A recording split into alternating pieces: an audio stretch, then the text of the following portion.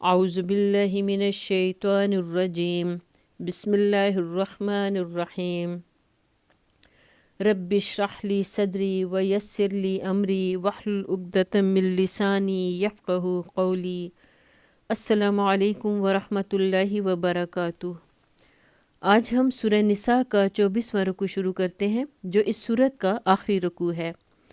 بسم اللہ الرحمن الرحیم۔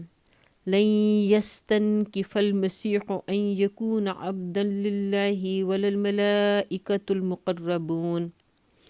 مسیح علیہ السلام نے کبھی اس بات کو عار نہیں سمجھا کہ وہ اللہ کا ایک بندہ ہو، اور نہ مقرب ترین فرشتے اس کو اپنے لیے عار سمجھتے ہیں۔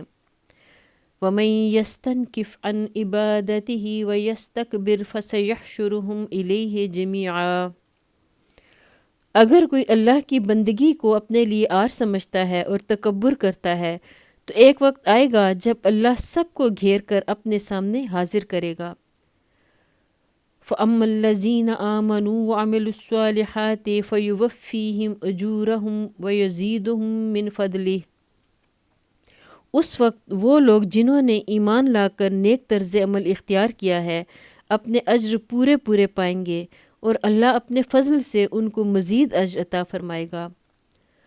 وَأَمَّا الَّذِينَ اسْتَنكَفُوا وَاسْتَكْبَرُوا فَيُعَذِّبُهُمْ عَذَابًا أَلِيمًا وَلَا يَجِدُونَ لَهُم مِّن دُونِ اللَّهِ وَلِيًّا وَلَا نَصِيرًا۔ اور جن لوگوں نے بندگی کو عار سمجھا اور تکبر کیا ہے ان کو اللہ دردناک سزا دے گا، اور اللہ کے سوا جن جن کی سرپرستی و مددگاری پر وہ بھروسہ رکھتے ہیں ان میں سے کسی کو بھی وہ وہاں نہ پائیں گے۔ یا ایہا الناس قد جاءکم برہان من ربکم وانزلنا الیکم نورا مبینا۔ لوگو، تمہارے رب کی طرف سے تمہارے پاس دلیل روشن آ گئی ہے، اور ہم نے تمہاری طرف ایسی روشنی بھیج دی ہے جو تمہیں صاف صاف راستہ دکھانے والی ہے۔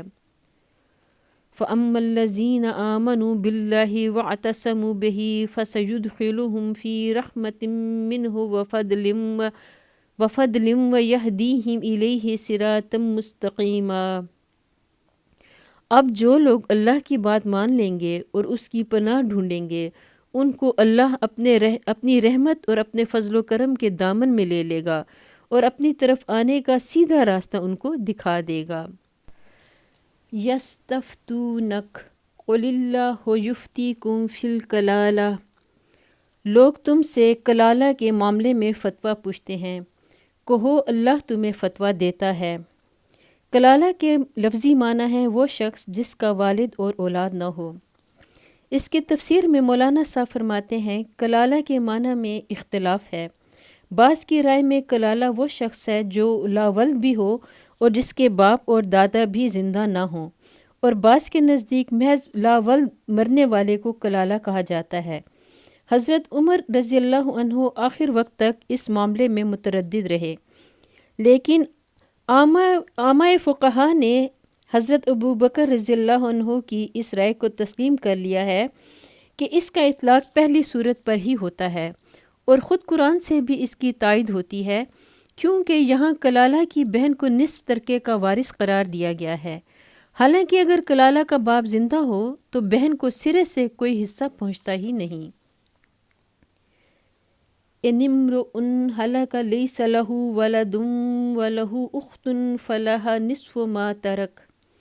اگر کوئی شخص بے اولاد مر جائے اور اس کی ایک بہن ہو تو وہ اس کے ترکے میں سے نصف پائے گی۔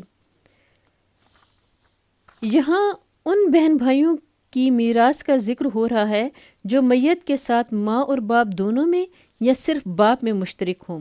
حضرت ابو بکر رضی اللہ عنہ نے ایک مرتبہ ایک خطبے میں اس معنی کی تصریح کی تھی، اور صحابہ میں سے کسی نے اس سے اختلاف نہ کیا۔ وَهُوَ يَرِثُهَا إِن لَّمْ يَكُن لَّهَا وَلَدٌ۔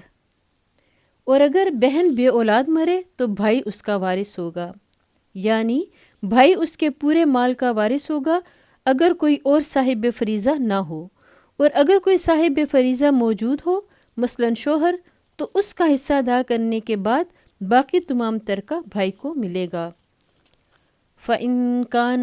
فَإِن كَانَتْ اثْنَتَيْنِ فَلَهُمَا الثُّلُثَانِ مِمَّا تَرَكَ، اگر میت کی وارث 2 بہنیں ہوں تو وہ ترکے میں سے 2/3 کی حقدار ہوں گی۔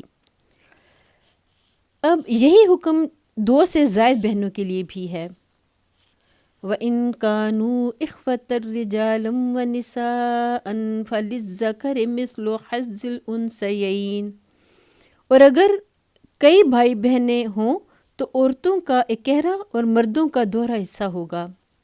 يُبَيِّنُ اللَّهُ لَكُمْ أَن تَضِلُّوا وَاللَّهُ بِكُلِّ شَيْءٍ عَلِيمٌ، اللہ تمہارے لیے احکام کی توضیح کرتا ہے تاکہ تم بھٹکتے نہ پھرو، اور اللہ ہر چیز کا علم رکھتا ہے۔ یہاں ہمارا 24واں رکوع سورہ نساء کا آخری رکوع مکمل ہوتا ہے۔ اللہ تعالی ہمیں قرآن مجید کو پڑھنے کی، سمجھنے کی اور اس پر عمل کرنے کی توفیق عطا فرمائے، ہمارے گناہوں کو معاف فرمائے، آمین۔